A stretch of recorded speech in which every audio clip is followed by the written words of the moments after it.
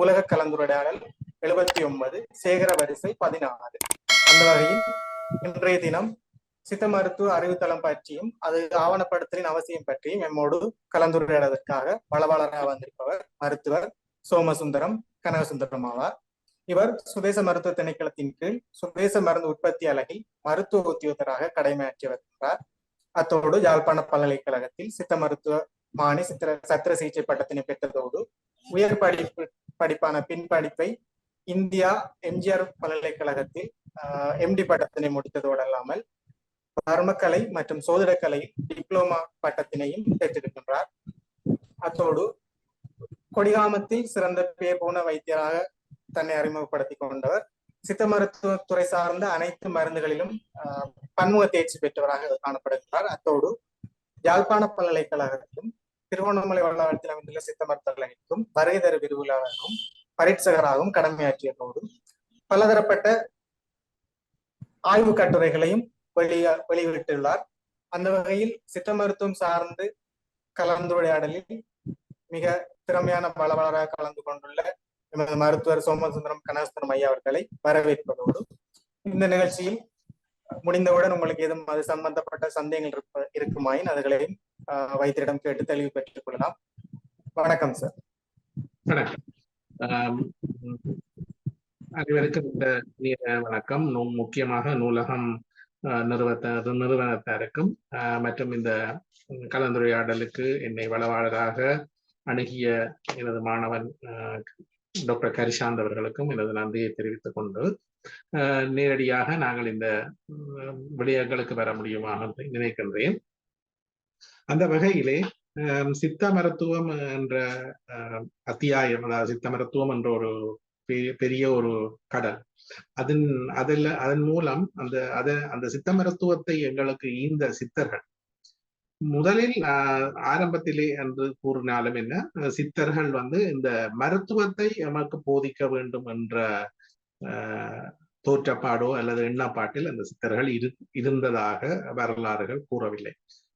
முக்கியமாக சித்தர்களின் பிரதான நோக்கமாக சித்தர்கள் இந்த எடுத்த பிறப்பை, அதாவது பிறப்பெடுத்த அந்த பிறப்புக்கான காரணத்தை, அந்த ஆன்மாவை இறைவனோடு கொண்டு போய் சேர்ப்பதை பற்றிய முழுமையான ஈடுபாட்டுடன் அந்த தமது கொள்கையை அவர்கள் வகுத்து வைத்திருந்தார்கள். அந்த வகையிலே முக்கியமாக அந்த தமது ஆன்மாவை ஈடேற்றம் செய்வதை பற்றிய முழுமையான சிந்தனை தான் அந்த சித்தர்களுக்கு இருந்தது.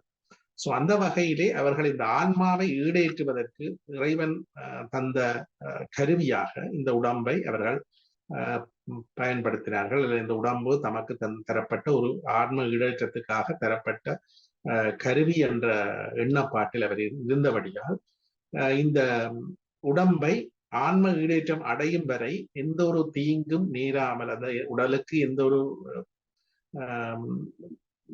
தீங்குகளும் நேராமல் அதை பாதுகாத்து அந்த உடம்பின் மூலம் இந்த ஆன்ம ஈடேற்றத்தை அடைய வேண்டும் என்ற கொள்கைக்காகவே இந்த உடம்பை பேணி பாதுகாக்கும் நோக்குடன் இந்த மருத்துவ முறைகளை உலகுக்கு ஈந்தார்கள். அந்த மருத்துவ முறைகளை அவர்களும் பயன்படுத்தினார்கள். அதே போன்று உலகுக்கும் ஈந்தார்கள். இதை நாங்கள் திருமந்திரத்தின் வாயிலாக அறிந்து கொள்ளலாம். உடம்பார் அழியீர் உயிரார் அழிவர், திறம்படமை ஞானம் சேரவும் மாட்டார், உடம்பை வளர்க்கும் உபாயம் அறிந்தேன், உடம்பை வளர்த்தேன் உயிர் வளர்த்தேனே என்ற திருமந்திரத்தின் பாடல் மூலம் எமது இந்த சித்தர்களுடைய கொள்கை இது எங்களுக்கு தெளிவாக விளங்கக்கூடியதாக இருக்கும். அவர்கள் இந்த பரம்பொருளாகிய பரம்பொருளிடமிருந்து பிரிந்து வந்த ஒரு பொருள்தான் ஆன்மா என்றும், அந்த ஆன்மாவை சுற்றி இருக்கின்ற மலம் என்ற மலங்களையும் வினையையும் அறுத்து அந்த ஆன்மாவை மீண்டும் இறைவனோடு கொண்டு போய் சேர்க்கும் ஒரு உபாயமாக இந்த உடம்பை பயன்படுத்தினார். அந்த வகையிலே இந்த உடம்பு என்ற இந்த ஸ்தூல தேகத்தை அவர்கள், அதாவது கண்ணுக்கு தெரிகின்ற இந்த தேகத்தை அவர்கள் ஸ்தூல தேகம் என்றும், எங்களுக்கு கண்ணுக்கு தெரியாமல் இருக்கிற உடம்பை சூட்சும தேகம் என்றும் அவர்கள் சித்தர்கள் குறிப்பிட்டிருக்கிறார்கள். இது ஒரு தத்துவார்த்தமாக நமக்கு புரிந்தாலும் இதில் நிறைய விஞ்ஞான பூர்வமான கருத்துக்களை நாங்கள் இங்கு கண்டுகொள்ளக்கூடியதாக இருக்கும். அதாவது ஒரு உடலை கண்ணுக்கு புலப்படுகின்ற இந்த உடலை அவர்கள் ஸ்தூல தேகமாகவும், கண்ணுக்கு புலப்படாமல் இருக்கின்ற ஏனைய பகுதிகளை, அதாவது உடலின் மிகையான மற்ற பகுதிகளை சூட்சும தேகம் என்றும் கூறியிருக்கின்றார்கள். அந்த சூட்சும தேகத்திலே 4 வகையான தேகம் இருப்பதாக கூறுகின்றார்கள். அதிலே முக்கியமாக இந்த கண்ணுக்கு தெரிகின்ற உடலை அன்னமய கோஷம் என்றும், அதைவிட வாயுக்களினால், அதாவது காற்றால் ஆன எமது உடலை பிராணமய கோஷம் என்றும், எமது எண்ணங்கள், சிந்தனைகள், மற்றது எமது உடலில் ஏற்படுகின்ற ரசாயன மாற்றங்கள், அதற்குரிய மின் தாக்கங்கள், மின்னணுக்கள் போன்ற விடயங்களை கொண்ட இதை மனோமய கோஷமாகவும், இந்த உடலிலே நடக்கின்ற சூட்சுமமான பரிமாற்றங்கள், சூட்சுமமான தொடர்பாடல்கள், அதாவது இயற்கையோடு தொடர்பாடல், இந்த பிரபஞ்சத்தோடு ஏற்படுகின்ற தொடர்பாடல்களை எல்லாம் விஞ்ஞானமய கோஷமாகவும், இறைவனோடு சேர்ந்திருந்து இறைவனாகவே எம்மை மாற்றிக்கொள்ளுந்த ஆனந்தமய கோஷம் என்றும் கூறுவார்.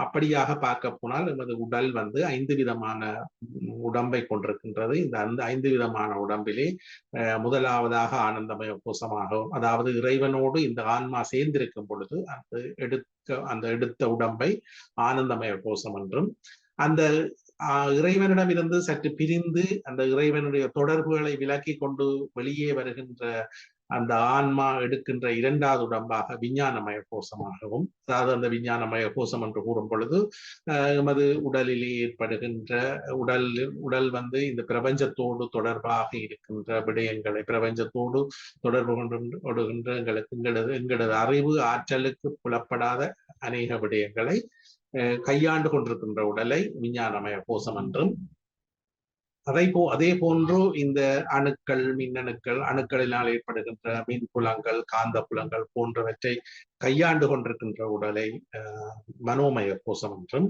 அதே போன்று இந்த காற்று சம்பந்தமாகவும், ஆக்சிஜன், கார்பன் டை ஆக்சைடு போன்ற வாயுக்களின் மூலம் எமது உடலில் ஏற்படுகின்ற மாற்றங்களை பிராணமய கோஷம் என்றும், எமது கண்ணுக்கு புலப்படுகின்ற இந்த உடலை அன்னமய கோஷம் என்றும் இந்த சித்தர்கள் வகுத்திருக்கிறார்கள்.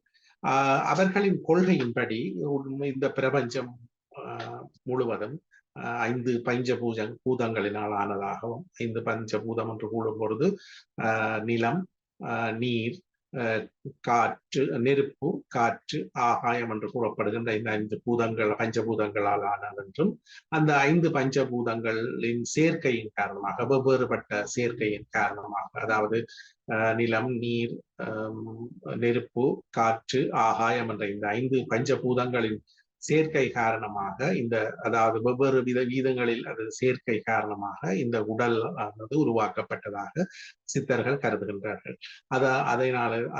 அந்த கருத்தை மெய்ப்பிக்கும் வகையாக அண்டத்தில் உள்ளதே பிண்டம், பிண்டத்தில் உள்ளதே அண்டம், அண்டமும் பிண்டமும் ஒன்றே, அறிந்துதான் பார்க்கும் போதே என்ற சட்டமுனி ஞானம் என்ற பாடலிலே குறிப்பிடுவதை நாங்கள் காணக்கூடியதாக இருக்கு. அந்த காரணத்தினாலேதான் இந்த எமது உடலிலே ஏற்படுகின்ற சூழலிலே ஏற்படுகின்ற, அதாவது இந்த பிரபஞ்சங்களிலே ஏற்படுகின்ற மாற்றங்கள், அல்லது இந்த நம்மை சூழ உள்ள சூழல்களிலே ஏற்படுகின்ற மாற்றங்கள் நமது உடலிலும் மாற்றங்களை ஏற்படுத்துகின்றது. ஏனென்றால் வெளியிலே என்ன பொருள் உள்ளதோ அதே பொருள் தான் நமது உடலிலும் இருப்பதாக சித்தர்கள் கருதினார்கள். அந்த கருத்தோடு மட்டும் அவர்கள் நின்று விடாது இந்த பஞ்சபூதங்களை இறைவனாகவே பாவித்தார்கள். அந்த காரணத்தினால்தான் பஞ்சபூதங்களோடு தொடர்புடைய சிவன் ஆலயங்கள், அதாவது பிருத்திவி, அப்பு, தேய், வாயு, ஆகாயம் என்று சொல்லக்கூடிய 5 பஞ்சபூதத்துக்குரிய சிவன் ஆலயங்கள் இந்தியாவிலே மிகவும் பிரபல்யமாக காணப்படுகின்றன. அங்கிருக்கும் சிவபெருமான் அந்த பூதத்துக்குரிய அதிபதியாகவும் அந்த பூதமையாகவே கருதப்படுகின்றன. இதுக்குரிய மாதிரி தான் நமது திருமந்திர பாடலிலே பரத்தை மறைத்தது மாமத யானை, பரத்தில் மறைந்தது மாமத யானை, மரத்தை மறைத்தது மாமத யானை, மரத்தில் மறைந்தது மாமத யானை, பரத்தை மறைத்தது பார்முதல் பூதம், பரத்தில் மறைந்ததே பார்முதல் பூதம் என்று கூறும் ஒரு சித்தர் பாடலை, திருமந்திர பாடலை நாங்கள் பார்க்கலாம். இந்த அர்த்தத்தை நாங்கள் பார்க்கும் பொழுது ஒரு மரத்தினாலே செய்யப்பட்ட ஒரு யானையின் உருவத்தை நாங்கள் யானை என்று பார்க்கும்போது அங்கே நமக்கு மரம் தோற்றமடைவதில்லை.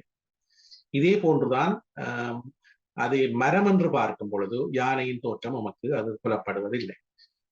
அந்த கருத்தை மெய்ப்பிக்கும் வகையாகத்தான் இந்த உலகத்தை நாங்கள் பஞ்சபூதத்தை இறைவனாக பார்க்கும் பொழுது அது எங்களுக்கு பஞ்சபூதமாக தோற்றமடைவதில்லை, இறைவனாகவே தோற்றமடையும். அதே போன்று பஞ்சபூதத்தில் இறைவனை பஞ்சபூதமாக பார்க்கும் பொழுது அதில் எங்களுக்கு இறைவன் தெரியக்கூடியதாக இருக்கு. ஆகவேதான் சித்தர்கள் இந்த உடலை பேணி பாதுகாக்க வேண்டும், இந்த உடலை நல்ல நிலையில் பேணி பாதுகாத்து அந்த உடலை நல்ல நிலையில் பேணி பாதுகாப்பதன் மூலம் நீண்ட ஆயுளை பெற்று அந்த நீண்ட ஆயுளின் வழியாக நாம் கொண்டு வந்த சஞ்சிதம், பிராரத்துவம், ஆகாமியம் என்று சொல்லக்கூடிய 3 விதமான கர்ம வினைகளையும் அகற்றி அந்த பந்த பாசங்களில் விடுபட்டு இந்த ஆன்மா ஈடேற்றம் அடைவதற்கு உதவியாக இருக்கக்கூடிய இந்த உடலை பேணி பாதுகாக்க வேண்டும் என்ற விடயத்திலே சித்தர்கள் மிகவும் உறுதியாகவும் இறுக்கமாகவும் இருந்தார்கள். அதற்காகவே இந்த வைத்திய முறைகளை அவர்கள் கண்டுபிடித்தார்கள். இந்த வகையை மெய்ப்பிக்கும் வகையாக அநேகமான சித்தர்கள் இந்த யாக்கை நிலையாமை கொள்கையை கடைபிடித்தாலும் இறுதியிலே இந்த யாக்கை முக்கியமானது, உடம்பு முக்கியமானது என்ற கொள்கையிலே ஒற்றுமையாக வந்துள்ளதை நாங்கள் அறியக்கூடியதாக இருக்கும். உதாரணமாக உப்பிட்ட பாண்டமடி உத்தை சடலமடி மாற்றி பிறப்பினக்கு வாய்ப்பொன்று கிட்டுதில்லை, மாற்றி பிறப்பினக்கு ஒரு வாய்ப்பொன்று கிட்டும் என்றால் உத்தை சடலம் விட்டு உன்பாதம் சேருவேனே என்று கூடி புலம்பி இருக்கின்றார்கள் சித்தர்கள். இருப்பினும் இந்த உடலை பொன்னான உடம்பு என்றும் அந்த பொன்னான உடம்பை பாதுகாக்க வேண்டும் என்பதை கருத்து கொள்வதாக நந்தவனத்தில் ஒரு ஆண்டி அவன் 4வது மாதமாய் குயவனை வேண்டி கொண்டு வந்தான் ஒன்று தோண்டி பெத்த கூத்தாடி போட்டுடை தாண்டி என்று இந்த உடம்பை நாங்கள் கவனிக்காமல் விடுவதனாலே ஏற்படக்கூடிய விளைவுகள், ஏற்படக்கூடிய அந்த நோக்கத்தை நிறைவேற்ற முடியாமல் இருக்கின்றோமே என்ற ஆதங்கத்தை சித்தர்கள் இப்படி பாடல்கள் மூலம் குறிப்பிட்டார்கள். எனவே சித்தர்களின் கொள்கையின்படி நமது உடலை நாங்கள் பேணி பாதுகாக்க வேண்டும். அந்த பேணி பாதுகாப்பதன் மூலம் நமது ஆன்ம ஈடேற்றத்தை இறைவனோடு நமது ஆன்மாவை கொண்டு சேர்க்க வேண்டும் என்ற கொள்கை சித்தர்களின் வலுவான கொள்கையாக இருந்தது. இதற்காகவே அவர்கள் இந்த மருத்துவ முறைகளை நமக்கு அளித்துள்ளார்கள். அதாவது இந்த சித்த மருத்துவம் என்ற மருத்துவ முறைகளை நமக்கு அளித்துள்ளார்கள். சோ அந்த வகையிலே நாங்கள் பார்க்க போனால் சித்தர்கள் பெரும்பாலும் அகத்தியர் முதலான பைனன் சித்தர்களாக இருந்தால் என்ன, ஏனைய சித்தர்களாக இருந்தால் என்ன, எல்லோரும் இந்த வைத்திய முறைகளிலே முக்கியமாக தாவர பொருட்களை அத்தோடு ஜங்கம பொருட்களை, ஜங்கம பொருள் என்று சொல்லும் பொழுது அசையும் பொருட்களை, தாவர பொருட்களை, அசையும் பொருட்களை இந்த மருத்துவ முறைகளுக்கு பயன்படுத்தி இருக்கிறார்கள். இதை விட கடல் படுதிரவியங்களை, அதாவது கடலில் இருந்து எடுக்கக்கூடிய விளைவுகளை மருந்துகளுக்கு பயன்படுத்தி இருக்கிறார்கள். அதே போன்று கனியுப்புக்கள் என்று கூறும் பொழுது இந்த உலோகங்கள், பாஷாணங்கள் போன்ற மூலப்பொருட்களையும் மருந்துக்கு பாவித்திருக்கின்றார்கள். அந்த வகையிலே சித்தர்கள் மிகவும் உயர்ந்த அறிவு கொண்ட ஒரு விஞ்ஞானியாக நாங்கள் அவர்களை கருதி கொள்ளலாம். ஏனென்று சொன்னால் இந்த ஒன்றோடு ஒன்று சேர முடியாத பொருட்களை கூட, அதாவது ஒன்றோடு ஒன்று சேர முடியாத உலோகங்கள் அல்லது ஒன்றோடு ஒன்று தாக்கம் வரும்போது பாரிய விளைவுகளை ஏற்படுத்தக்கூடிய அந்த உலோகங்களை எல்லாம் ஒன்று சேர்க்கக்கூடிய நுணுக்கமான வித்தைகளை அவர்கள் கற்று வைத்திருந்திருக்கிறார்கள். அல்லது அந்த விடயங்களிலே அவர்கள் தேர்ச்சி பெற்றவர்களாக காணப்படுகின்றார்கள் என்று நாங்கள் கருதி கொள்ளலாம். உதாரணமாக எல்லோரும் அறிந்த விடயம் பழனிமலையிலே மூல விக்கிரகமாக இருக்கின்ற பழனி கந்தசாமி சுவாமிகள் நவபாஷாணத்திலே ஆக்கப்பட்டது என்ற கருத்து எல்லோருக்கும் தெரியும்.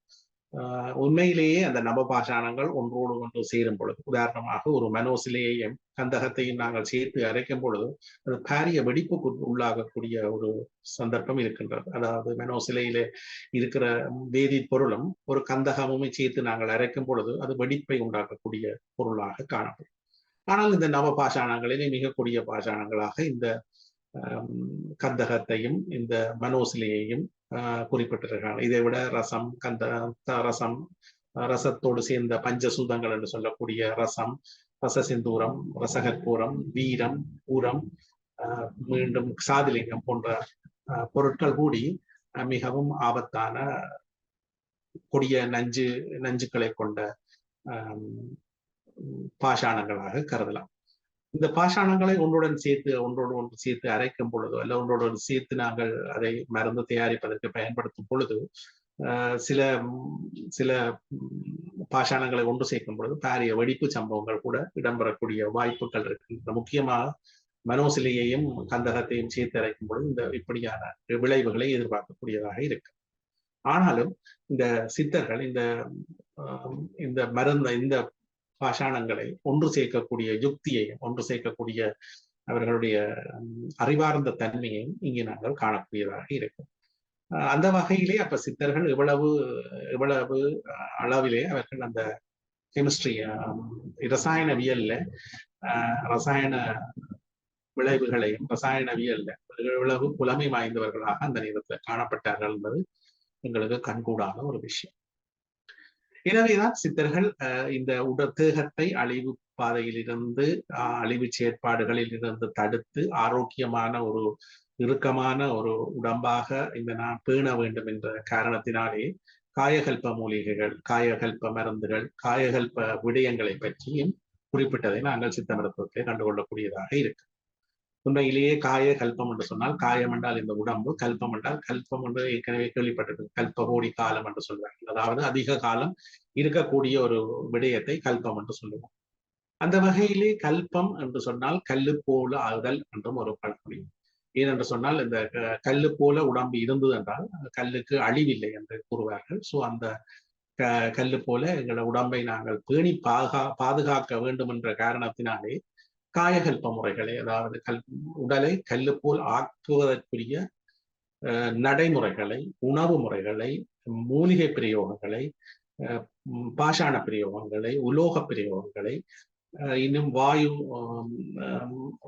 காற்றை கொண்டு எப்படி இந்த உடலை கல்லு போல் ஆக்கலாம் என்ற வித்தைகளையும் முறைகளையும் சித்தர்கள் அநேக இடங்களிலே வலியுறுத்தி கூறியிருக்கிறார்கள். அந்த வகையிலே தென்னிந்தியா முதல், அதாவது குமரி கண்டம் என்று சொல்லக்கூடிய லெமோரியா கண்டத்திலே மிகவும் பிரபல்யமாக சித்தர்களினால் கையாளப்பட்டு வந்த இந்த வைத்திய முறைகள் இலங்கை மற்றும் இந்த லெமோரியா கண்டம் முழுக்க பரவி இருந்ததை எங்களால் அவதானிக்கக்கூடியதாக இருக்கின்றது. பின்பு ஆரியர்கள் இந்த வருகை காரணமாக இந்த திராவிட மொழியும் ஆரிய மொழியும் கலப்புற்ற காரணங்களினாலே பல சித்தர்களின் கொள்கைகள் அல்லது சித்தர்களின் மூல தத்துவங்கள் அல்ல மூல உபாயங்கள் ஆரியர்களின் கொள்கைகளோடு கலக்கக்கூடியதாக அமைந்தது. உதாரணமாக நாங்கள் இலகுவாக விளங்கிக் கொள்ள முடியுமாக இருந்தால், தமிழ் கடவுள் என்று கூறப்படுகின்ற முருகப்பெருமானுக்கு சமஸ்கிருதத்திலே பூசை செய்வதை போன்று இந்த திராவிட மொழியிலே, அதாவது இந்த தமிழ் மொழியிலே உருவாக்கப்பட்ட அநேக மருத்துவ முறைகள் ஆரிய மொழிகளினாலே, ஆரிய கொள்கைகளினாலே அப்சர்வ் பண்ணப்பட்டு, அதாவது சேர்ந்து கொள்ளப்பட்டு வந்த விடயங்களை நாங்கள் பிற்காலத்திலே அறிந்து கொள்ளக்கூடியதாக இருக்கு. உண்மையிலேயே இலங்கையிலே முக்கியமாக ராவணன் என்ற அரசனை பற்றி நாங்கள் கேள்விப்பட்டிருப்போம். ராமாயணத்திலே தெரிவுபடுத்தப்பட்ட ராவணனை பற்றி நாம் கவலைப்பட்டு இந்த நேரத்திலே நாம் நமது நீரத்தை வீணாக்கிக் கொள்ளாமல், ராவணன் என்ற 10 கலைகளிலேயும் 64 கலைகளிலேயும் சிறந்த ஒரு அரசன் ராவணன் இருந்திருக்கின்றார். அவருடைய சிவபக்தியின் காரணமாக அவர் பல கலைகளிலும், சங்கீதம் முதலான மருத்துவம் முதலான கலைகளிலே சிறந்த ஒருவர். அவருடைய மருத்துவ கலைகளை பற்றிய அறிவு ஆழ்ந்த நிலைமை இலங்கையிலே பரவி இருப்பதை எங்களால் கண்டுகொள்ளக்கூடியதாக இருக்கின்றது. இந்த சித்த மருத்துவத்திலே சித்தர்கள் கூறிய அநேக அடிப்படை கொள்கைகள் பிற்காலத்திலே பின்பற்றப்பட்டு வந்த காரணங்களோடு சித்தர்கள் முக்கியமாக இந்த உணவு பழக்க வழக்கத்திலே மிகவும் கண்டிப்பான கொள்கைகளை பின்பற்றி வந்திருக்கின்றார்கள். அந்த சித்தர்களுடைய சாயல்களை நாம் முக்கியமாக திருக்குறளிலே அதை கண்டுகொள்ளக்கூடியதாக இருக்கு. உணவினாலே உணவுதான் மருந்து, மருந்துதான் உணவு என்று கூறக்கூடிய கொள்கைகளை கொண்ட இந்த சித்தர்களுடைய கொள்கை முக்கியமாக இந்த திருக்குறளிலே எடுத்து கையாளப்பட்டிருப்பதை நாம் கருதி கொள்ளக்கூடியதாக இருக்கு. மருந்தென்ற அதிகாரத்திலே அநேக பாடல்களிலே உணவை பற்றித்தான் குறிப்பிடுகிறார்கள். ஒரு 3-4 பாடல்கள் மட்டும் ஏனைய விடயங்களை குறிப்பிட்டு, மருந்தை பற்றிய விடயங்களாக குறிப்பிட்டு 7 பாடல்களும் உணவை பற்றிய தான சித்தர்களுடைய கொள்கையை வலியுறுத்தக்கூடியதாக இந்த திருக்குறள் அமைந்திருப்பதை கண்டுகொள்ளக்கூடியதாக இருக்கும். ஏனென்று சொன்னால் சித்தர்களுடைய கொள்கையின்படி அவர்கள் உணவை சரியான அளவிலே சரியான நேரத்திலே எடுத்துக்கொள்ள வேண்டும். உடலுக்கு ஒவ்வாமையோ வேற்றுமையை உண்டாக்கக்கூடிய உணவுகளை தவிர்த்து கொள்ள வேண்டும். உடலுக்கு உணவு தேவைப்படும் பொழுது மட்டும்தான் உணவை எடுத்துக்கொள்ள வேண்டும் என்ற கொள்கைகளிலே சித்தர்கள் மிகவும் இறுக்கமாக இருந்தவர்கள். ஐம்பொறி வழியாக தமது மனத்தை செலுத்தாமல் மனத்தை சிவன்பால் வைத்தவர்கள். அந்த வகையிலேதான் திருக்குறளிலே கூடி நாங்கள் வைக்கக்கூடியதாக இருக்கும்.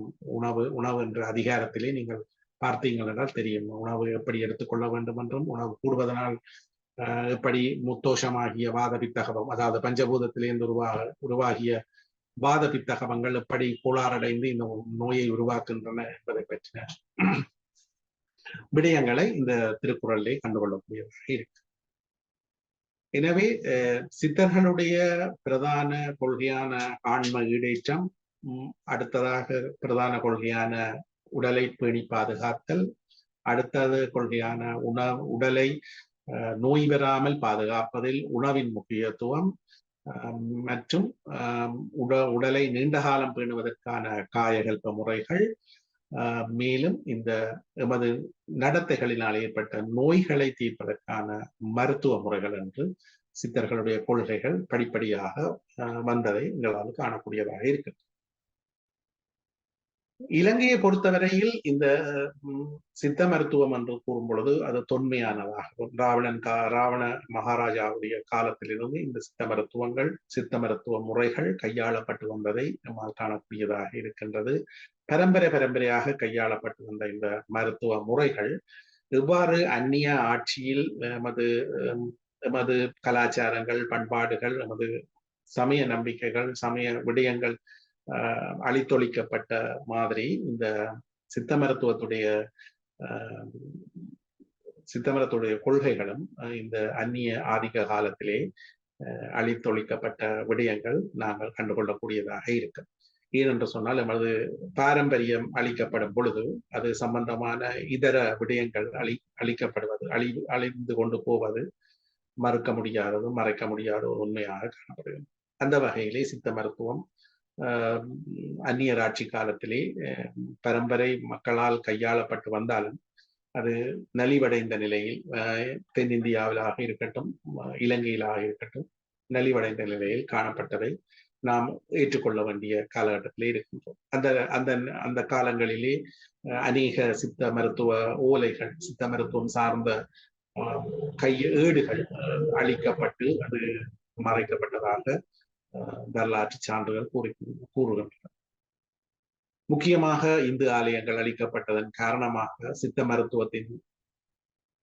மருத்துவத்துடைய கொள்கைகளும் இந்த ஆலய அழிப்போடு அழிந்து போனதை கண்டுகொள்ளக்கூடியதாக இருக்கு. ஏனென்று சொன்னால் வாழ்வியலும் சமயமும் ஒன்று பட கலந்து இருந்த காலத்திலே வாழ்வியலோடு சேர்ந்த இந்த சமய மருத்துவ கொள்கைகள் அழிவின் காரணமாக அழிவு பாதைக்கு போனதை நாங்கள் மறக்க முடியாது. அந்நியராட்சி காலத்துக்கு முன்னர் இலங்கையிலே தோன்றி வளர்ந்த இந்த மிக்க புராதனம் கொண்ட இந்த சித்த மருத்துவம் சேகராஜசேகர மன்னன், பரராஜசேகர மன்னன் போன்ற மன்னர்களினால் மிகவும் உன்னதமான நிலையிலே வளர்க்கப்பட்டிருந்ததை நாம் அந்த நூல்கள் வாயிலாக அறிந்து கொள்ளக்கூடியதாக இருக்கு. சேகராஜசேகரம், பரராஜசேகரம், சொக்கநாதர் தன்வந்திரியம் போன்ற மருத்துவ நூல்கள் இந்த மன்னர்களினாலே எழுதப்பட்டு, அதாவது அவர்களுடைய அறிஞர்களை கொண்டு ஒரு சபையாக கூட்டி, எப்படி முதல் சங்கம், இடைச்சங்கம், கடைச்சங்கத்திலே சங்க புலவர்கள் இருந்து தமிழை வளர்த்தார்களோ அதே போன்று இந்த மன்னர்கள் இந்த வைத்தியர்கள் இந்த வைத்தியர்களை கொண்டு இந்த மருத்துவ முறைகளை ஆவண ஆக்கம், ஓலைகளில் எழுதி ஆவண ஆக்கம் செய்தார். அதனாலே அந்த வைத்தியர்கள் அந்த அந்த தங்களை ஒரு குழுவாக கூட்டி அந்த சங்கம் போன்ற ஒரு அமைப்பை ஏற்படுத்தி அதை நிறுவிய அந்த மன்னர்களின் பெயரை தாம் தொகுத்த நூல்களுக்கு, சித்தர்களினாலே கூறப்பட்டு வந்த இந்த வைத்திய முறைகளுக்கு அதை கை கொண்டு வந்த வைத்தியர்கள் தமது மன்னர்களின் பெயர்களை இட்டு அந்த நூல்களை பிரதியாக்கம் செய்தார்கள் ஓலைகளில். அதனாலேதான் இந்த பரராஜசேகரம் என்ற ஒரு பிரதானமான ஈழத்து நூல் மிகவும் ஓங்கிய வளர்ச்சியோடு அந்த காலத்திலே இருந்திருக்கு.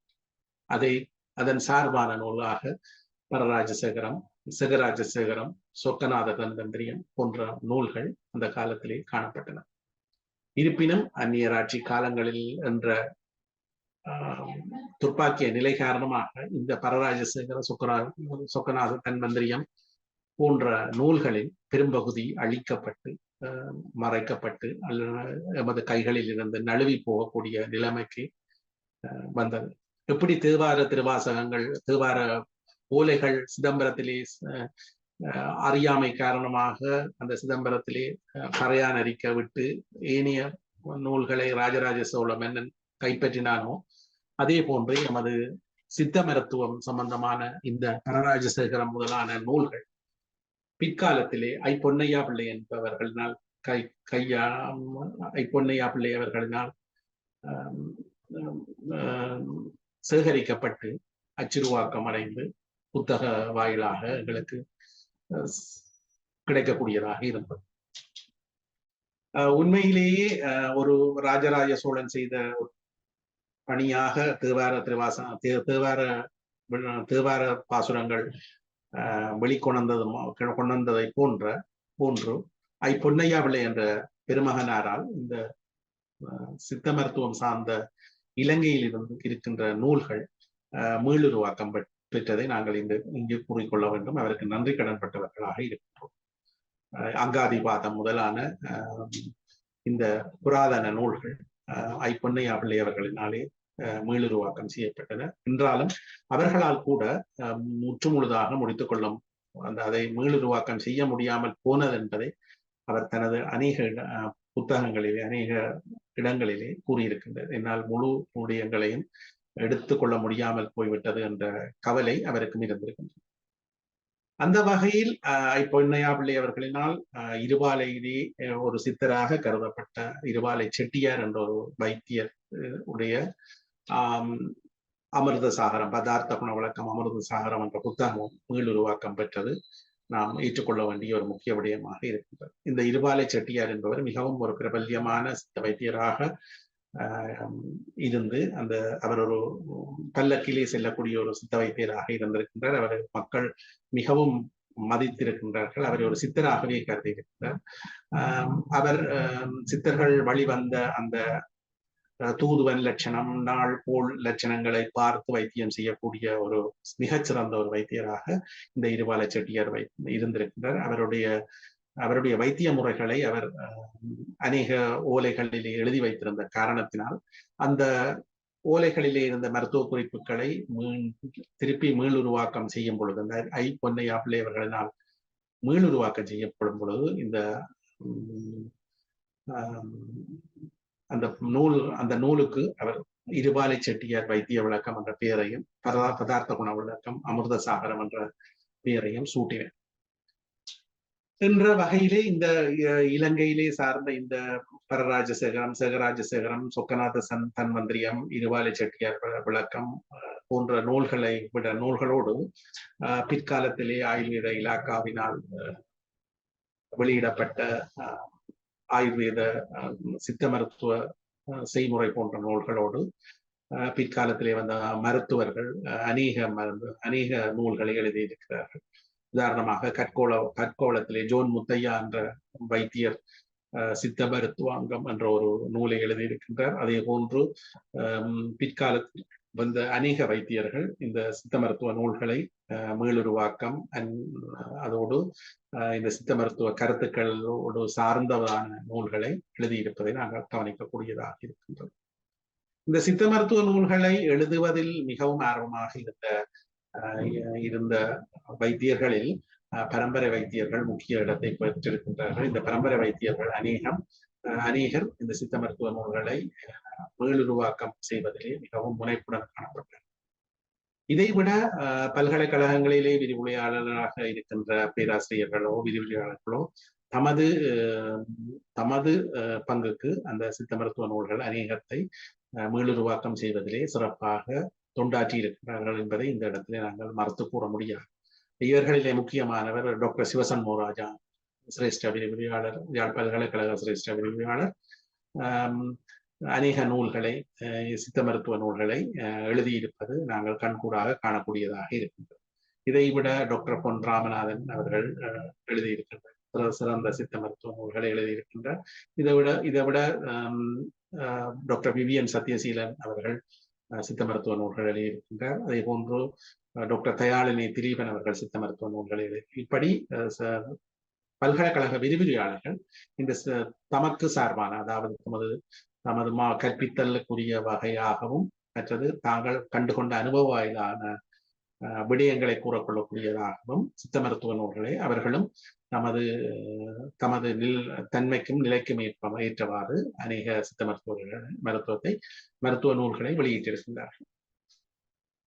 இதைவிட வைத்திய பெருந்தகைகள் அநேகர் இந்த சித்த மருத்துவ நூல்களை வெளியிட்டிருப்பது நாங்கள் கண்கூடாக காணக்கூடியதாக இருக்கின்றது. அந்த வகையிலே டாக்டர் ஸ்ரீதரன், டாக்டர் சுதர்மன் போன்ற தற்கால வைத்தியர்கள் கூட இந்த வைத்திய சம்பந்தமான நூல்களை மீளுருவாக்கம் செய்வதிலோ அல்லது சித்த மருத்துவ கருத்துக்களை தமது நூல்களிலே புகுத்துவதிலோ ஆர்வமாக இருந்திருக்கின்றது.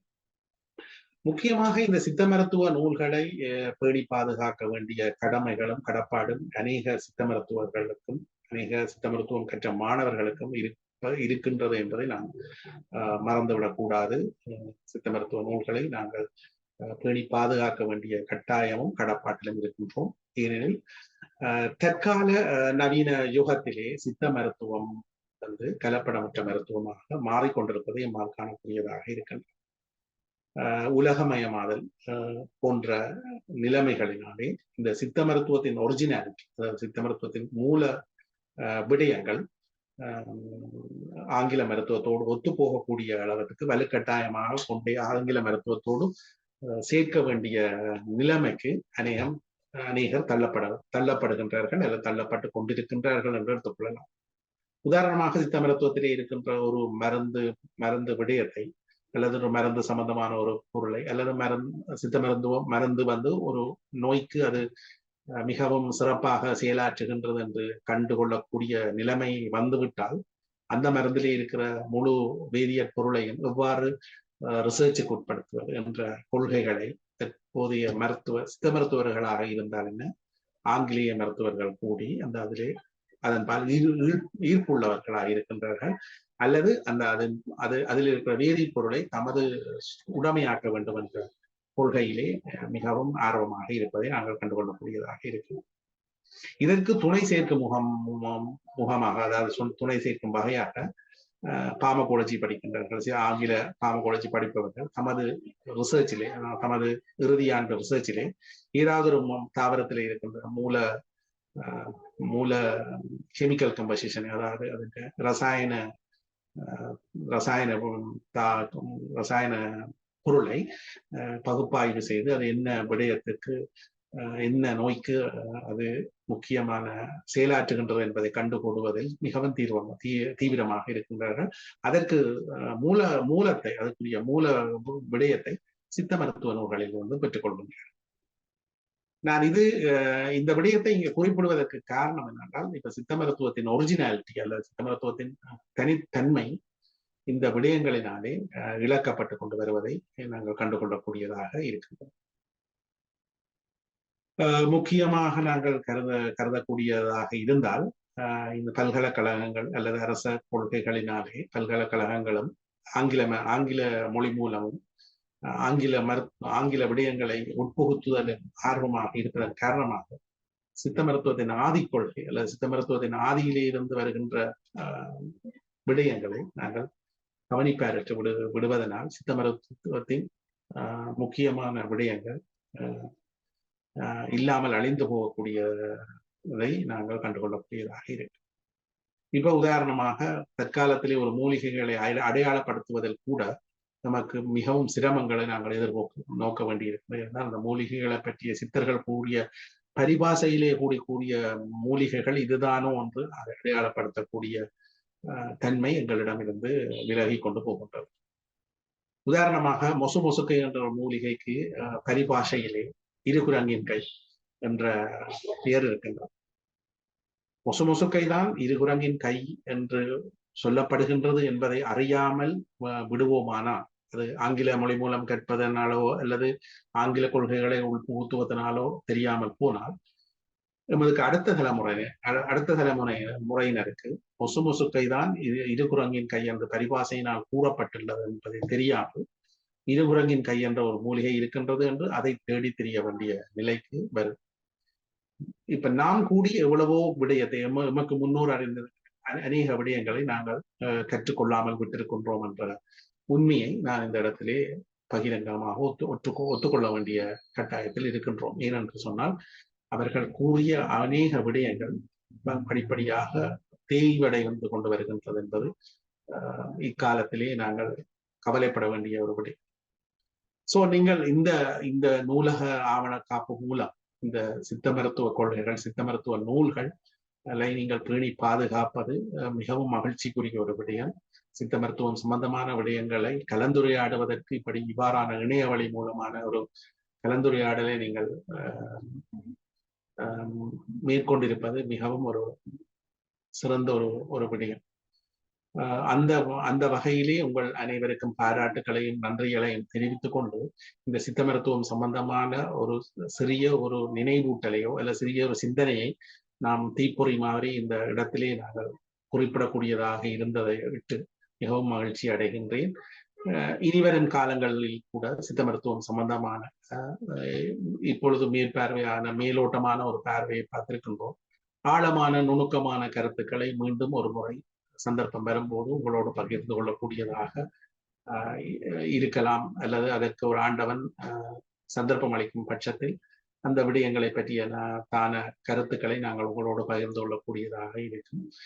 முக்கியமாக இந்த மூலிகை தாவரங்களை பாதுகாப்பதற்கு அது சம்பந்தமான அறிவூட்டலை மக்களுக்கு வழங்குவது பற்றிய கருத்துரையாடல்களை, கலந்த ஆலோசனைகளை நீங்கள் கட்டாயமாக முன்னெடுக்க வேண்டும்.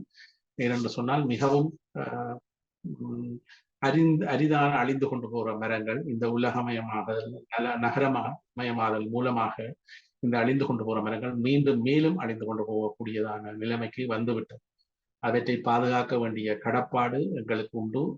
அது சம்பந்தமான அறிவூட்டலையும் நீங்கள் தேடிக்கொள்ள வேண்டும், அல்லது அது சம்பந்தமான கலந்துரையாடல்களையும் நீங்கள் முன்னெடுக்க வேண்டும் என்று இந்த சந்தர்ப்பத்திலே உங்கள் அனைவரையும் கேட்டுக்கொண்டு வாய்ப்புக்கு நன்றி தெரிவித்து உங்கள் அனைவரிடம் விடைபெறும். நன்றி, வணக்கம். நன்றி சார்.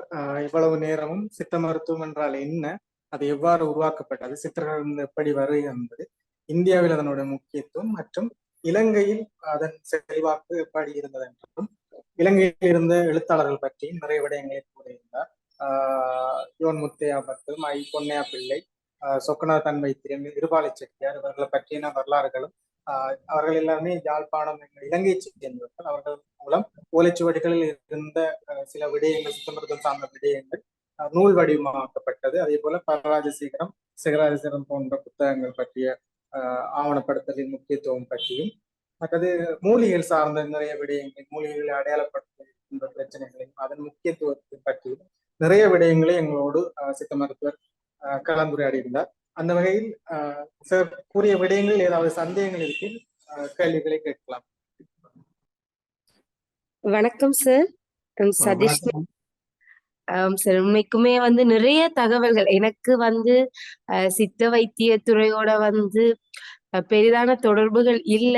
ஆனா வந்து அந்த துறையில எப்பவுமே வந்து வரலாறு சார்ந்த ஒரு ஆர்வம் எனக்கு இருக்கு. ஸோ அடுத்தது அது மட்டும் இல்லாம இப்ப நூலகத்துல வந்து பணிபுரியறதால அந்த ஆவணப்படுத்தல் சார்ந்த ஆர்வமும் இருக்கு. நீங்க சொன்ன நிறைய விஷயங்கள் வந்து வரலாறு சார்ந்ததாகவும் இப்ப வந்து நாங்கள் எந்தெந்த விஷயங்களை வந்து மெயினா ஃபோக்கஸ் பண்ணால் இந்த சித்த மருத்துவம் சார்ந்து ஆவணப்படுத்துறதுக்கு எங்களுக்கு இலகுவா இருக்கும் என்றும் நிறைய விஷயங்கள் சொல்லியிருந்தீங்க. முதல்ல அதுக்கு நன்றி சார். எனக்கு வந்து கேள்வி இல்ல. ஆனா நான் ஒரு விஷயம் என்ன கேட்க விரும்ப நினைச்சேன் என்றால் சார், இப்ப வரலாறு சார்ந்து ஆரம்ப கட்டத்துல இருந்த சித்த வைத்திய முறைகளுக்கும் இப்ப இருக்கிற சித்த வைத்திய முறைகளுக்கும் நிறையவே வித்தியாசம் இருக்கு. நாங்கள் கண்கூடாவே பார்க்கக்கூடிய மாதிரி இருக்கு. அதுல வந்து இப்ப உண்மையாவே இந்த சித்த வைத்தியத்துறை வந்து இருந்ததுக்கு வந்து நலிவுற்று இருக்குதா இல்ல அது வளர்ந்து இருக்குதா இலங்கையில? அதை சார்ந்த ஆவணங்கள் வந்து முதல் ஓலைச்சுவடிகள் இருந்தாங்க. பிறகு வந்து அதுகள் நூல் வடிவத்துல வந்தது. இப்ப அது சார்ந்து வெளிவார நூல் வடிவங்களோட வீதம் என்ன மாதிரி இருக்கு? அது குறைஞ்சிருக்குதா இல்ல கூடி இருக்குதா? அது மாதிரி ஒரு கணிப்பு புள்ளி விவரம் ஏதாவது வழங்கிடுமா? உண்மையிலேயே நீங்கள் கேட்ட கேள்வி ஒரு நல்ல கேள்வி. சித்த மருத்துவம் நலிவுற்று இருக்குதா அல்லது சித்த மருத்துவம் வளர்ந்திருக்கான்னு சொன்னால் இந்த அந்த விடயங்களை நாங்கள் உற்று நோக்குவோமானால் சித்த மருத்துவத்தின் மூல கொள்கையிலிருந்து சித்த மருத்துவம் சற்று பிறழ்ந்த நிலையில், அதாவது சித்த மருத்துவம் சற்று விலகின பாதையில். இப்ப உதாரணமாக ரெண்டு தண்டவாளம் போய்கொண்டிருக்கின்ற அதாவது ரெண்டு வேயில ட்ரெயின் போய்கொண்டிருக்கு என்று சொன்னால், அந்த ஒரு வேயில வந்த இந்த ட்ரெயின் அடுத்த வேக்கு கிட்டத்தட்ட மாறுகின்ற நிலைமை இப்பொழுது இருக்கின்றது. அது கால ஓட்டம், உலகமயமாதல், மற்றபடி இந்த உலகத்தின் எதிர்பார்ப்பு, மக்கள்களின் எதிர்பார்ப்பினாலே அந்த அந்த விடயங்களில் இருந்து சற்று தடம் மாறுகின்ற போக்கு அது எல்லா விடயங்களிலும் இருக்கின்ற. உதாரணமாக அது தமிழ் கலாச்சாரமாக இருக்கலாம், தமிழின் மொழியியலாக இருக்கலாம், சைவ பாரம்பரியங்களாக இருக்கலாம், அல்லது எமது மத கோட்பாடுகளாக இருக்கலாம், அல்லது எமது அன்றாட கொள்கைகளில் இருந்து கூடி நாம் உலகத்துக்கு ஏற்றவாறு நமது கொள்கைகளை மாற்றி வகுக்க வேண்டிய காலகட்டங்கள் இருக்கின்றன. இந்த இதை சித்தர்கள் மிகவும் ஏற்றுக்கொண்டிருக்கிறார்கள். ஏனென்றால் சித்தர்கள் மாற்றத்தால் ஆயது உலகம் என்பது அவர்களது கொள்கைகளில் முக்கியமான ஒரு கொள்கை. சோ அந்த மாற்றத்தை அவர்கள் ஏற்றுக்கொண்டிருக்கிறார்கள். ஆனால் இங்கு நாங்கள் வருந்தப்பட வேண்டிய விடயம் என்னவென்றால், சித்தர்களுக்கு தெரிந்திருந்த அந்த முக்கியமான சயின்டிபிக்கான விடயங்கள், உதாரணமாக சிந்தட்டிக் ப்ரிப்பரேஷனை பற்றின ஆய்வுகள் கூட போகர் என்ற சித்தர்கள் அநேகம் கூறியிருக்கிறார்கள். அதாவது இயற்கையாக கிடைக்கும் ஒரு பொருளை நாங்கள் வைப்பு என்ற முறையிலே சொல்லியிருக்கிறார்கள், சிந்தட்டிக் ப்ரிப்பரேஷன்ல செய்யலாம். ஆனால் இப்பொழுது அந்த சிந்தட்டிக் ப்ரிப்பரேஷனை மேற்கொள்ளக்கூடிய தத்துவமோ அல்ல மேற்கொள்ளக்கூடிய தகுதி நம்மிடம் இல்லை, அல்லது அதை சிறப்பாக அந்த சிந்தட்டிக் ப்ரிப்பரேஷன் செய்து அந்த ஒரிஜினல் மெட்டீரியலுக்கும் இப்ப சிந்தட்டிக் ப்ரிப்பரேஷன்ல செய்த மெட்டீரியலையும் கம்பேர் பண்ணி அதுவும் இதுவும் ஒரே பொருள் தான் என்று நிரூபிக்கக்கூடிய மாதிரியாக அதை திறம்பட செய்யக்கூடிய அறிவு நம்மிடம் இல்லை. சோ நாங்கள் சித்தர்களின் ஆரம்ப காலத்தில் இருந்த அறிவை நாங்கள் இப்பொழுது வேறு விதமாக பயன்படுத்தி கொண்டிருக்கின்றோம் என்பதை நாங்கள் துரதிருஷ்டவதமாக ஏற்றுக்கொள்ளத்தான் வேண்டும். இருப்பினும் இந்த சித்தர்களினாலே மட்டும், பரம்பரை வைத்தியர்களினாலே மட்டும் கையாளப்பட்ட இந்த வைத்திய முறைகள் பல்கலைக்கழக அந்தஸ்துக்கு உயர்ந்து பட்டமேற்படிப்பு இந்தியாவிலே போய் படிக்கக்கூடிய அளவுக்கு உயர்ந்து இருக்குது என்று சொன்னால் அது ஒரு வளர்ச்சியை கண்டிருக்கின்றது என்பதையும் நாங்கள் இந்த இடத்திலே நாங்கள் மறந்துவிட முடியாது. எப்படி பார்க்க போனாலும் சித்த மருத்துவம் ஒரு விதத்திலே வளர்ச்சி அடைந்தது என்பதை நாங்கள் ஏற்றுக்கொள்ளத்தான் வேண்டும். இந்த உலகமயமாதல் கொள்கைக்கு ஏற்றவாறு அதன் சில கிளைகள் வெட்டப்பட்டு அது ஒரு நேரிய மரமாக அல்லது ஒரு வித்திலை தாவர மரமாக இப்ப வளர்ந்து கொண்டிருக்கின்றது என்பதை நாம் ஏற்றுக்கொண்டு அந்த பாதைக்கு நாங்கள் போக வேண்டிய கட்டாயத்திலே இருக்கின்றோம் என்பதையும் நாங்கள் இங்கே ஏற்றுக்கொள்ள வேண்டும். அந்த காரணத்தினாலேதான் இந்த ஒரிஜினாலிட்டி, அதன் ஒரிஜினல் தன்மையை பேணுறதுக்காகவாவது இந்த நூலகங்கள் முயற்சி எடுத்திருப்பது மிகவும் மகிழ்ச்சிக்குரியதான விடயம். இதுக்குரிய தரவுகள் புள்ளிவிவர தரவுகளாக இருந்தால் என்னால் தற்சமயம் உங்களுக்கு உடனே தர முடியாமல் இருக்கின்றது. இருப்பினும் அது பற்றிய தகவல்களை நான் கரிஷான் மூலம் உங்களுக்கு தரக்கூடியதாக இருக்கும். நான் என்னுடைய லைப்ரரியில இருக்கிற விடயங்களை நான் உங்களுக்கு இபுக் மூலமாகவோ நான் கரிஷான் மூலம் உங்களிடம் தருகின்றேன். நன்றி. மிக்க நன்றி சார், உங்களோட விளக்கத்துக்கு ரொம்ப ரொம்ப நன்றி. Thank you very much. நன்றி சபிசினி. வேற யாருக்கும் டவுட்ஸ் இருந்தா கேட்கலாம். வணக்கம் சார், நான் லோஷினி நூலகத்திலிருந்து. என்ன விஷயம் அப்படின்னு சொன்னா, இந்த டோக் வந்து நாங்க மெயினா ஸ்டார்ட் பண்ணினது வந்து இந்த தலைப்புல செய்வோம் அப்படின்னு எடுத்தது இது சார்பா நாங்க ஒரு ப்ரொஜெக்ட் வந்து ஸ்டார்ட் பண்ணலாம்னு சொல்லி இருக்கிறோம். அப்படின்ற ஒரு வருட ப்ரொஜெக்ட் வந்து சொல்லி குறிப்பா சித்த மருத்துவம் சார்ந்து காணப்படக்கூடிய ஆளுமைகள் இந்த வாய்மொழி வரலாறுகளை எடுக்கிறதாயும், அதே நேரத்துல இந்த சித்த மருத்துவம் சார்ந்த வரலாற்று சான்றுகள் மற்றது இது சம்பந்தமான நாலேஜ் பேஸுக்கு என்னென்ன மாதிரியான டாக்குமெண்ட்ஸை வந்து நாங்க எடுக்கலாம் அப்படின்றத மையப்படுத்தி ஒரு ப்ரொஜெக்ட் வந்து ஸ்டார்ட் பண்றதுக்கு இருக்கிறோம். அப்ப அதுக்கு வந்து என்னென்ன மாதிரியான உதவிகள் வந்து உங்களோட சைட்ல இருந்து எடுக்கக்கூடியதா இருக்கும் சார்? உண்மையிலேயே நல்ல ஒரு விடயம். நீங்கள் சித்த மருத்துவத்தை பாதுகாப்பதற்குரிய வழிவகைகளை நீங்கள் செய்து கொண்டு வர்றது மகிழ்ச்சிக்குரியதான ஒரு விடயம். உங்களுக்கு இந்த மருத்துவம் சம்பந்தமான தேடல்களுக்கு என்னாலான கூடிய பங்குகளை, என்னாலான உதவிகளையோ அல்லது என்னாலான வழிவகைகளை நான் செய்யக்கூடியதாக இருக்கும். நீங்கள் இந்த சித்த மருத்துவ ஆவணத்தோடு இந்த சித்த மருத்துவம் சம்பந்தமான மூலிகைகளையும் காப்பதில் ஒரு சைட்டான இன்னொரு வேயா நீங்கள் அதையும் உங்களோட மெயின் ஒப்ஜெக்டிவோட ஒரு சப் ஒப்ஜெக்டிவா நீங்கள் அதை கொண்டு போவீங்களாக இருந்தால் அந்த மக்களுக்கான விழிப்புணர்வு இன்னும் கூடுதலாக இருக்க பார்க்கும் என்று எதிர்பார்க்கின்றேன். ஏனென்று சொன்னால் இப்ப நான் இதை கண்ணூடாக கண்ட ஒரு சின்ன ஒரு விடயம்.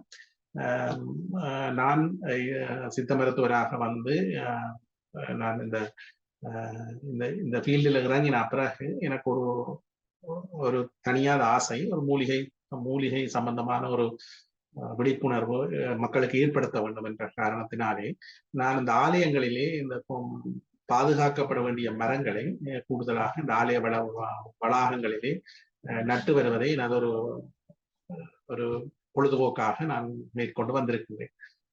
அதன் மூடாக இப்ப அநேகமான பேருக்கு இந்த மூலிகைகளை பற்றிய முக்கியத்துவமும் மூலிகைகளை பற்றிய ஆர்வமும் கூடியிருப்பதை என்னால் கண்ணூடாக காணக்கூடியதாக இருக்கின்றது.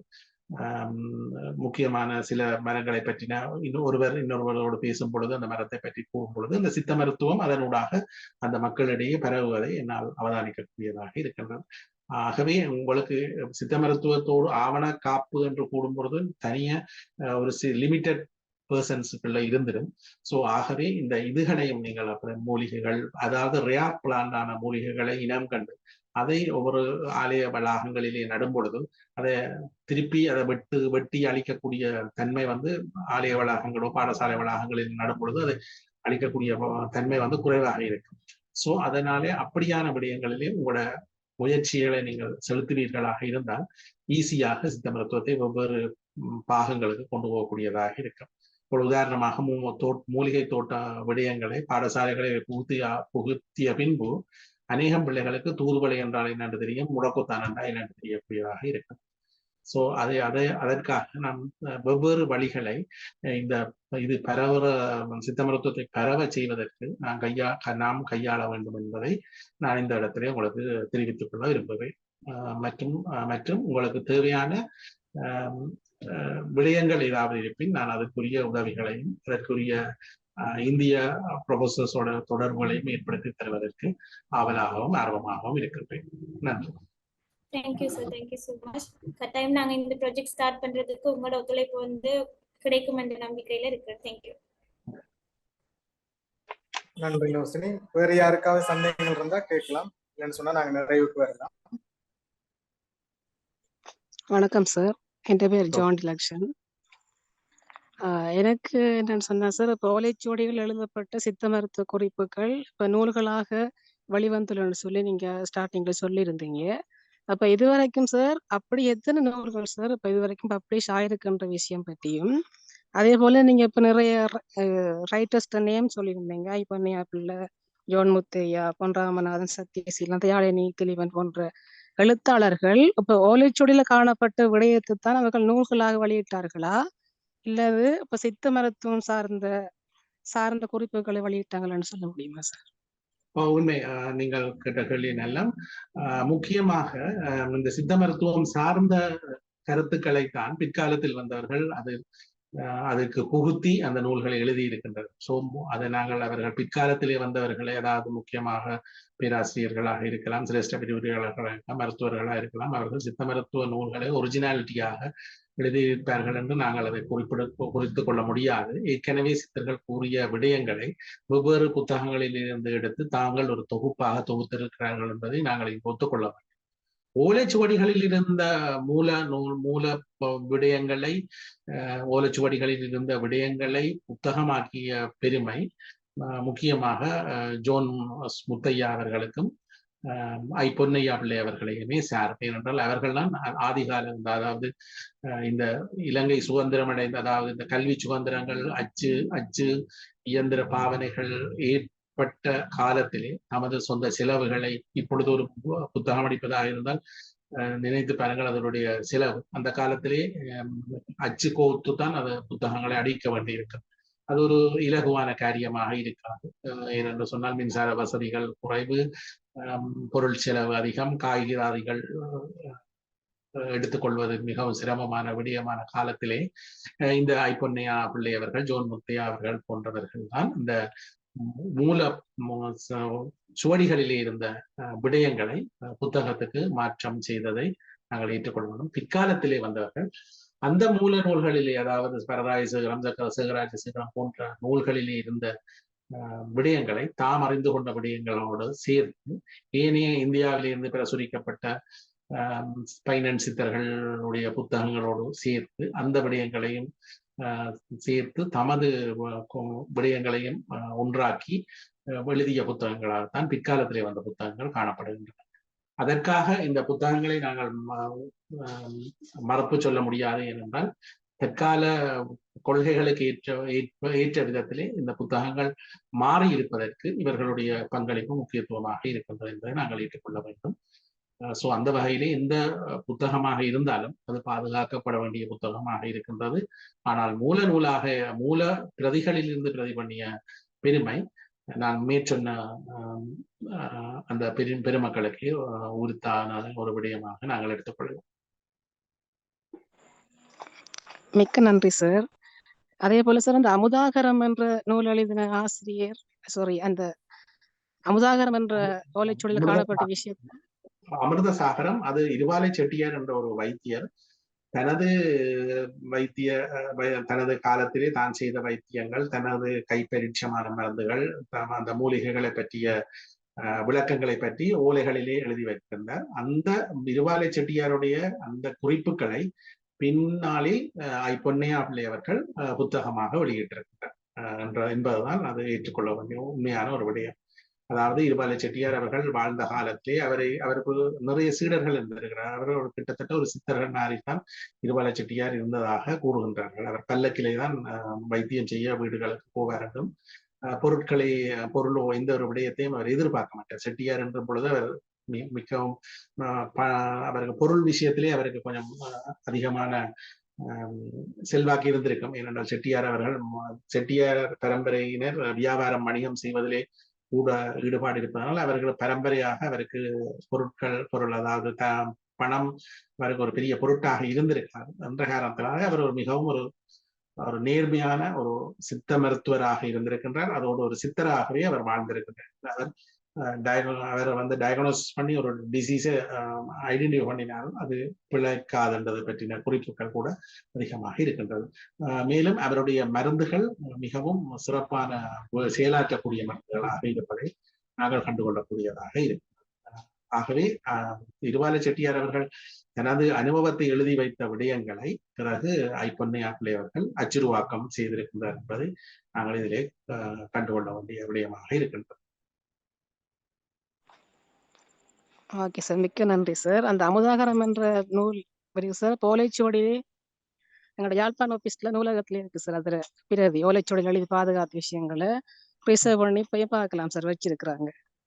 நன்றி நன்றி, நல்ல விடயம். முக்கியமாக அநேக சித்த மருத்துவ நூல்கள் இந்த யாழ்ப்பாண யாழ்ப்பாண நூலகம் எரியும் பொழுது அநேக நூல்கள் எரிந்து விட்டது என்பதையும் நாங்கள் இங்கே மனவருத்தத்தோடு ஏற்றுக்கொள்ள வேண்டிய ஒரு விடயமாகவும் கருதி கொள்ளலாம்.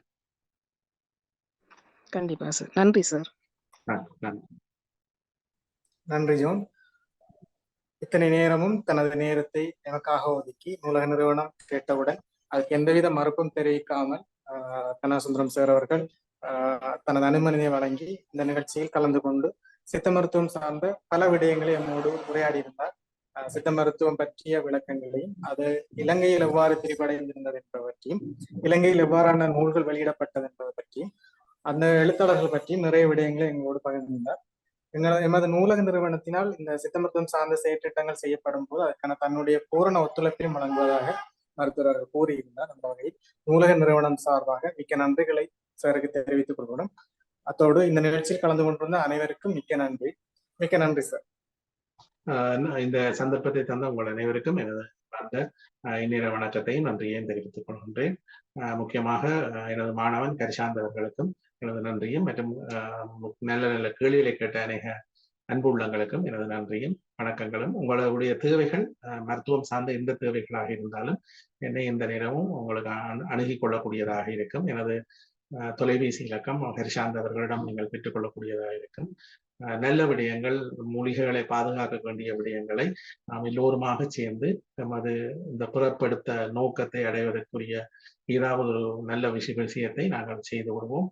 உண்மையிலேயே நடிகர் விவேக் அவர்கள் கூட எவ்வளவோ மரங்களை பாதுகாத்திருக்கின்ற அந்த விடயத்தை நாமும் கைக்கொண்டு அதை செய்வோம் என்று எல்லோரையும் கேட்டுக்கொண்டு நன்றி, வணக்கம். நன்றி சார், மிக்க நன்றி.